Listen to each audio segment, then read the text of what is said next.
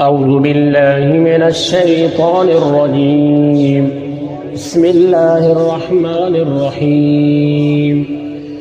يا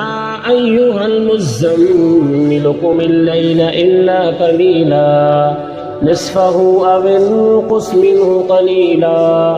أو زد عليه ورتل القرآن ترتيلا إنا سنلقي عليك قولا ثقيلا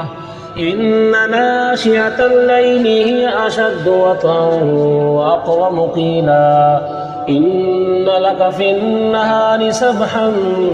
طويلا واذكر اسم ربك وتبتل إليه تبتيلا رب المشرق والمغرب لا إله إلا هو فاتخذه وكيلا واصبر على ما يقولون وهجرهم هجرا جميلا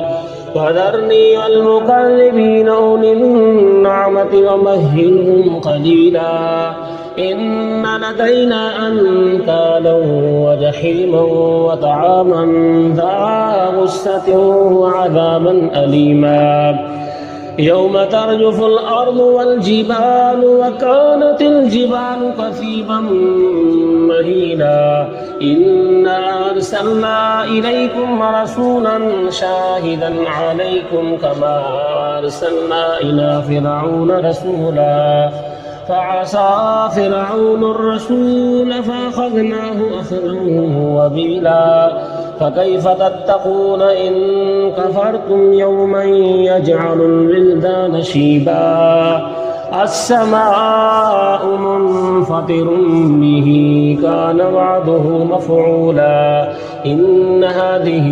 تذكرة فمن شاء اتخذ إلى ربه سبيلا إن ربك يعلم أنك تقوم أدنى من ثلثي الليل ونصفه وثلثه وطائفة من الذين معك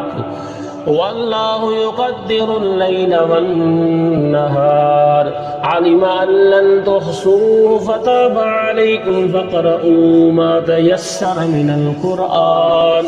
علم أن سيكون منكم مرضى وآخرون يضربون في الأرض يبتغون من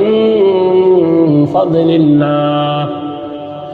وآخرون يقاتلون في سبيل الله فاقرؤوا ما تيسر منه وأقيموا الصلاة وآتوا الزكاة وأقرضوا الله قرضا حسنا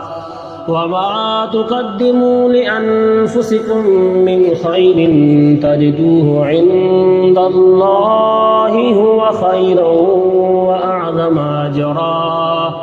واستغفروا الله إن الله غفور رحيم صدق الله العظيم.